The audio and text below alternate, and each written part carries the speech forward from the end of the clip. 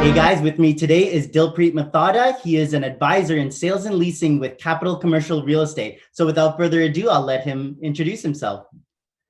Take it away. Well, first off, thanks, James, for having me on your podcast. It's a pleasure to be here and speaking with you today. So, I was born and raised here in Winnipeg. I'm a father of two, a husband, a business professional in commercial real estate, sports nut, foodie, avid reader, and recently relocated back to Winnipeg after spending about a decade in Toronto, and happy to be back, and happy to be on the podcast. So we did speak at Stella's the other day, and I just wanted to follow up on that again.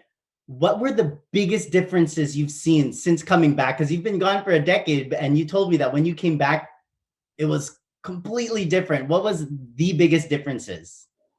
Well, being gone for so long, I would definitely come and visit, once or maybe twice a year. Most years, probably it was like once. My parents would come to Toronto. I would kind of come and visit Winnipeg as well. So put it this way, I mean, over the course of that decade, what other cities in North America, or even let's just focus on Canada, have gotten a hockey team back, a new airport, a new football stadium, the Museum of Human Rights, right? So I've just listed off 5 or 6 things without even kind of thinking about them.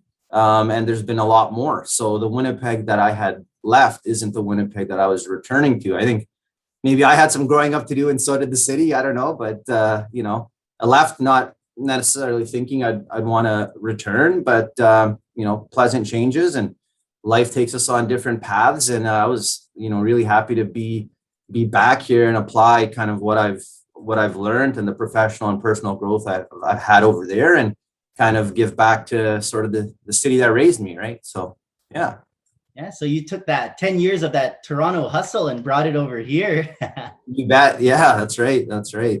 I like to kind of think of it as, Winnipeg raised me, and then, Toronto made me, kind of thing. Right. So, Nice. So tell us more about what you do at Capital. Sure. Yeah. So I help tenants find buildings and space for their business. So whether it's leasing or owning, I've transacted in about 3 million, up to close to about 3 million square feet so far in my real estate career. And I've done work for Fortune 500 companies, as well as, profit Hot 500 entrepreneurial companies as well. So kind of a wide gamut. I love working with kind of local entrepreneurial companies, but I help clients kind of save time and money when it comes to finding homes for their business, whether it's renewing where they are, finding new space if they've outgrown it, or if they're shrinking. And that's what I do. So if you're looking for space to lease, to buy, I'd be interested in talking to you. Nice. So this wasn't asked prior to, but with the pandemic and like 2020, what were the biggest things you've noticed during that really different time? Like, was there a larger demand for office space? Was there a larger demand for downsizing? Was there like less of a demand? If you could just shine some light on that. Sure. I mean, it's at the onset, and when kind of it happened, it was obviously a black swan event, and nobody knew sort of, what was going to happen in any regard, never mind real estate, but just sort of globally. Right. And so now that the pandemic has been going on for some time, we've had ability and numbers now, statistics that have come out to show sort of what's been happening. So you are seeing some, increase in the amount of subleases that are available, that are hitting the market. It's obviously hit retail quite hard, and as well as office space as well. But in terms of, this is the, you see the taglines or the articles for like clickbait, or death of the office, or real estate's worth nothing. And, a lot of that is what you kind of, you tend to see when there's black swan events, such as COVID. But, I think there's going to be a bounce back for sure. Anytime there was a situation like the pandemic, you are going to see an effect not only on real estate, residential, commercial, and all sorts of different businesses, and so different industries, right? And so for some, it's been a positive in a bad situation, right? When you think of e-commerce, so industrial real estate right now is hot, and you can tell locally here when you just drive through the Centerport area in Northwest Winnipeg, where how much development is happening, right?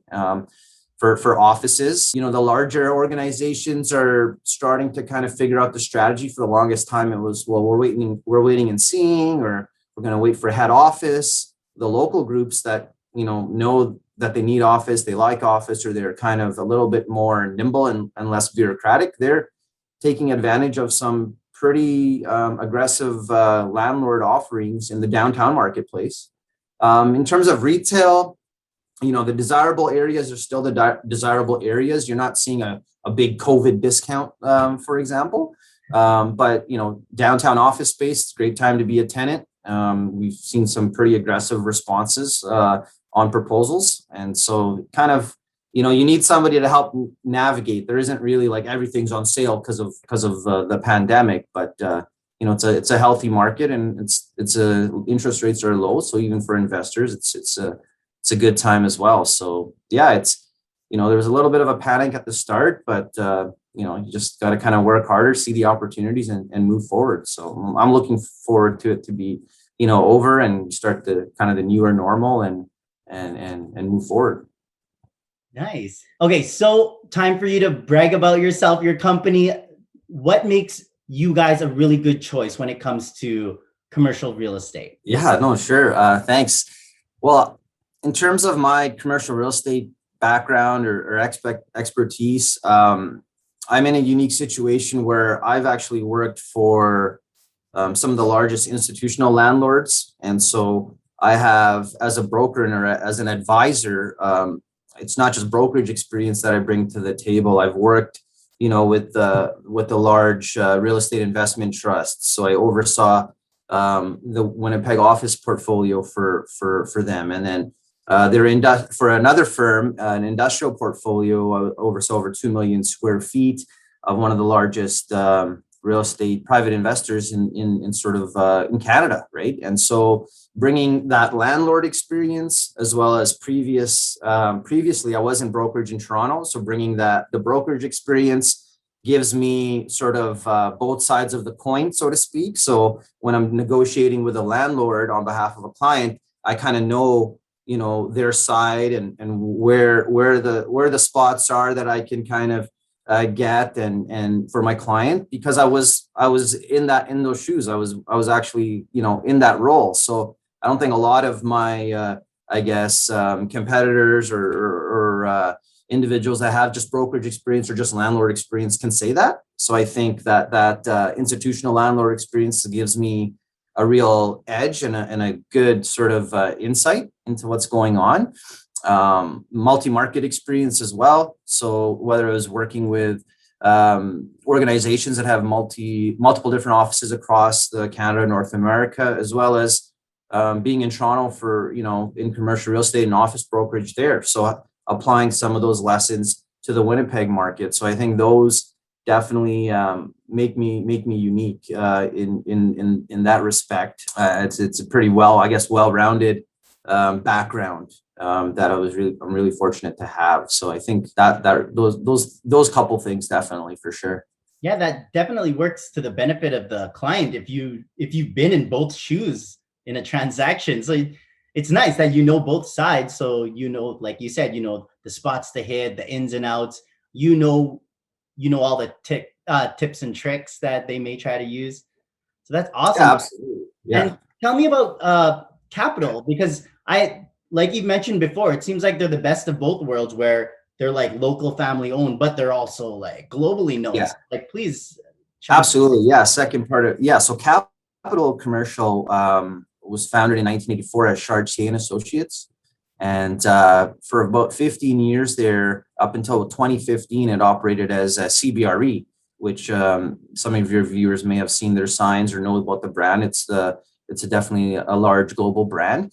And then Capital Commercial was formed in 2015 when they wanted to not renew that partnership and kind of have a more of a local nimble sort of feel. So I like to say it's a local family-based, Winnipeg-based business that also has a international reach with a strategic affiliation with Jones Lang LaSalle or JLL, which is the second largest brokerage firm globally. So they have a bunch of offices, over 1,000 offices, and so they're in a lot of countries, and so we have that reach where we have the local Winnipeg reach and relationships as well as that international reach. So it really is the best of both worlds. So our head office is here. I'm not having to call an ivory tower in BC or Ontario. All our decisions are here, and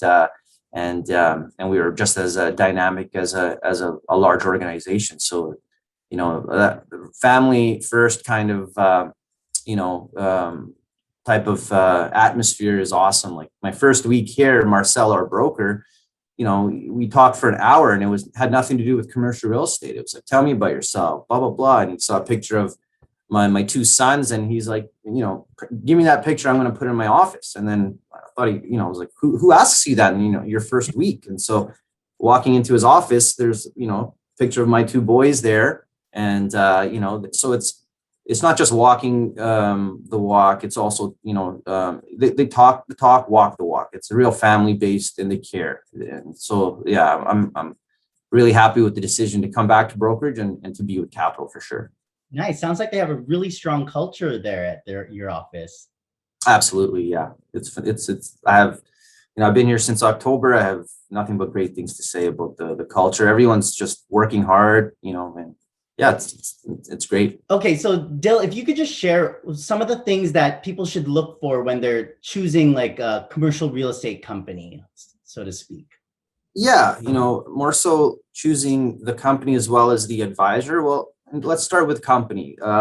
You want to make sure it's a reputable firm with the ability to meet your goals and transact. So some of the commercial brokerage firms that specialize in commercial, first of all, let's go there, and then some of the organizations that have capabilities and professionals sort of across the country, for example, right? Let's say you're a Winnipeg-based business, but Winnipeg's your headquarters, but you have spaces in Calgary and Montreal. So, the capabilities of that. So I would say, look at one of the larger names or the track record of an organization first and foremost. And then really, I think importantly, is also the advisor or the agent that you select. That's extremely important. Make sure you have somebody that is going to bat for you and is advising you, because a lot of the times what you'll see is businesses will just call the sign that they see outside the building, or they'll see the landlord's listing agent, or even if it's somebody like me in my previous role, the landlord rep, right? You can negotiate and you can utilize the services of somebody like myself who represents tenants to go to bat for you, as opposed to just dealing with the listing agent whose obligation is to have the landlord get the best deal. And so those things. So make sure you have a tenant representation specialist on your side. The fees come from the landlord's budget. So the fees being paid to the listing agent. And if somebody like myself comes in to help a tenant negotiate, it's that same fee, and my fee comes from that. So it's sort of like a use it or lose it service, right? So if you want to kind of go to the listing agent or the landlord rep of the landlord and negotiate, you're really going to, you're going to a gunfight with a knife, right? You don't even know what to negotiate, what clause need to be included, what clause need to be removed. And there's so many factors besides just the rate that go into a real estate decision. So have somebody who, is not representing the landlord, have somebody who's on your side. One, make sure that person is a specialist or has done or has a track record of doing deals in the asset class that you're looking at. So let's just say you need 7,000 square feet of office space, but the advisor you're working with is a land guy or girl, right? So are they the best person for you, right? Or another one is somebody who does everything, right? Like sometimes you see those where it's like condos, houses, land, gas stations, industrial, office, and you're like, all that tells me is you do everything bad. You do everything and you just do everything bad. Because in order for you to be really good at something, you need to specialize and you need to be experienced in that asset class, right? So that's sort of what I would say. Just and make sure your advisor has experience and a track record. Nice. So one golden nugget that you just dropped that really like blew my mind just there was when you mentioned using your services doesn't come out of the buyer's pocket. It actually comes out of the landlord's pocket. Is that correct? Like, yeah. So, I mean, tenant, it's similar to like residential real estate as well, right? So, if you have the seller's agent and the buyer's agent. So my whole process and what I go through with my tenant clients, that's one of the first things was after I kind of go through everything and they see sort of, okay, there's a process. This is the way things are going to work. They do ask, they go, how much does this cost? And it's I said, it doesn't cost you anything. My advisory fees are built into the deal. And there's a bucket here that's going to be used regardless, whether it's, the listing agent to getting everything and keeping it sort of in-house, or whether that gets split. It doesn't really matter to you. What matters to you is that you're getting the best service and you have somebody that's representing you moving forward. So yeah, it's a really big educational piece, and a lot of individuals don't realize that because they're not in the business of commercial real estate. They're in the business of their business. So that's another thing where sometimes it's somebody that's really stressed out, going, I've been looking at a few spaces, you're not sure what to do. Well, how can you focus on your core business?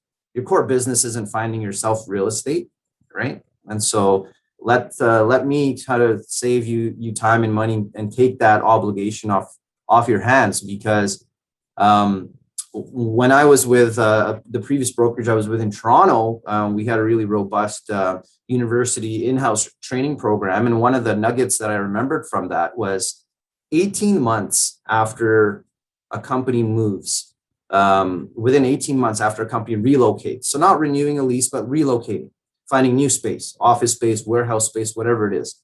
72% of the time, the employee that was tasked with or in charge with overseeing the move is no longer with the company after 18 months. Like that's how stressful and arduous the process can be. And now if you have your day-to-day and now you're adding real estate advisor to your bucket, you can burn out and you can get stressed out. Nice. Make sure you have somebody that's, utilizing or helping you, right? So it could be me, it could be somebody else, but it should be somebody also from a different firm as well. If there's a listing and it's, with an organization, well, pick somebody to represent you that's not with that organization, right? So yeah, it just depends on, just basically all it comes down to is getting the best economic and business terms on your lease, on your purchase, right? So yeah, that's a huge takeaway, and it's a big educational piece more than anything, because once individuals and businesses understand it and kind of get it, they go, well, why wouldn't we use somebody like that? Like, it makes so much sense. A lot of it is they don't even know. They just go, oh, that was the number. I just called the number. There's the deal. Or they don't realize it's like, I'm going to show you not just capital listings. I'm going to show you the entire market, right? So sometimes that's a big eye opener too. They go, oh, I didn't realize it. I thought you're only going to show me your company's listings. Well, no, I'm not being the best. That's not the best service to you. You need to see the entire market, right? And that's another thing using a specialist is there may be something that's listed, there may be something that's not listed, there may be sublease space coming or sublease space that was maybe on the market that's no longer on the market, but I know that's still available. So shadow vacancies and and different things like that. So there's, I show my clients everything, what's available on the market, what's off the market, so it's a good process. I just find it's like solving a puzzle. So for me, like, you probably tell I'm pretty passionate about it, but I just love placing businesses and investors with real estate that meets their goals. It's just unique, and every file is different. So there's always, and I'm learning so much about different businesses. It's like I couldn't be doing anything else. It's something that I'm super passionate about, for sure. Yeah, and we could tell your passion by the way you speak about it. That's so cool. Okay, so Dil, since you came from Toronto, and we all know that's like a city of hustlers, people grinding all day, every day. What are some lessons that you can share that you brought here with you to Winnipeg? I'd say that's probably a whole nother episode, but I mean, yeah, like you kind of hit it on one of the things on the nail on the head there with hustling and grinding, like it just grinding, right? And being from Winnipeg also, like, we punch above our weight class, and we work hard, and we grind, but applying sort of that mentality, being raised in Winnipeg, and going out there and just seeing it on a whole nother level, right? The hustle, the grind, the time commitments, the schedule. Like, people don't have the time. Like, you need to be on your A game. You need to know your stuff. You need to be fast with your time, and you need to move on. Like, you need to grind. And not to say that you don't need to grind in Winnipeg, but it's just a whole nother level. It's a whole nother beast, right? And so much, the exposure I got, meeting different individuals that are now mentors, different businesses. It's the center of commerce in Canada. So you're on the cutting edge of everything, and what's turning, what businesses are doing, what apps are being developed, what the tech community is doing. So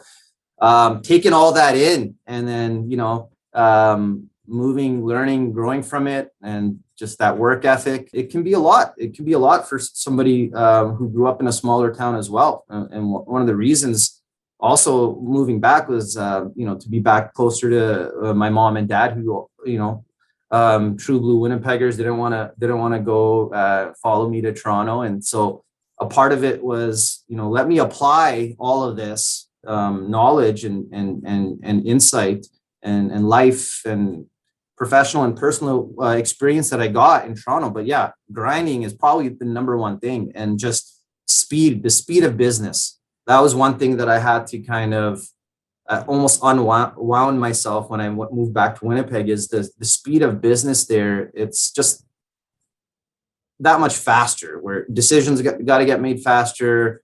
Opportunities got to be seen faster. So sometimes coming here, I can find myself, needing to, I don't want to say slow down, but just kind of, slow down in a sense. Right. And I would say, yeah, the grind for sure was the big takeaway. It was part of one of the reasons why I just wanted to, cash out, come back to Winnipeg, and, connect with my family and my children, and just be there. Because growing up, when I had, soccer, hockey, different activities, my dad was available for everything. And, whether it's rides or putting on equipment or different things like that, where even industry peers in Toronto, when I saw sort of, their life outside of commercial real estate, and outside of just business, it was, time. Oh, I don't have time. I don't have this, or my parent, I got to go and meet my kids, or this. And,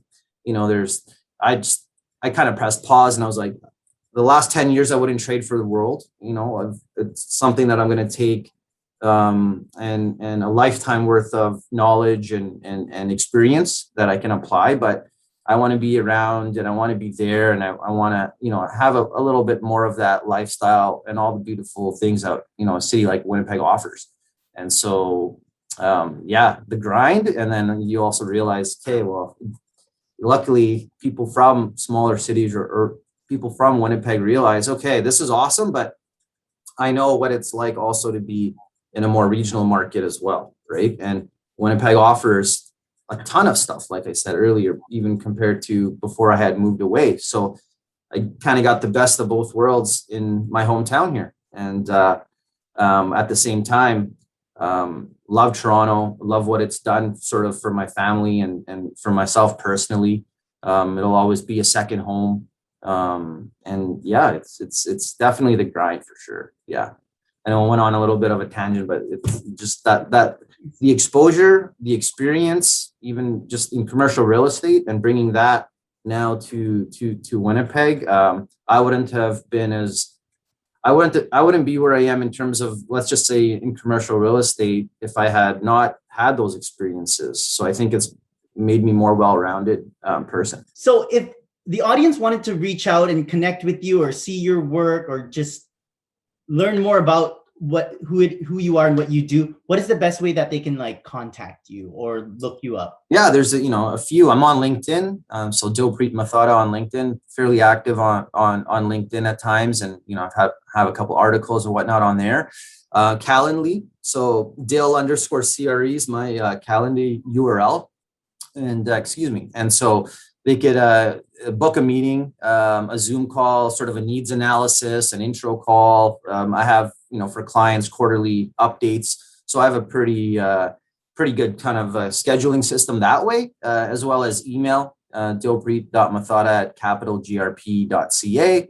Office line is 204-985-1367. So yeah, hit me up, sort of any of those avenues. Happy to help. Nice. Well, thank you so much for taking the time to do this interview. Oh, thanks, James. Thanks for having me, and have a great day. All right. And to the audience, till next time, go with the pros.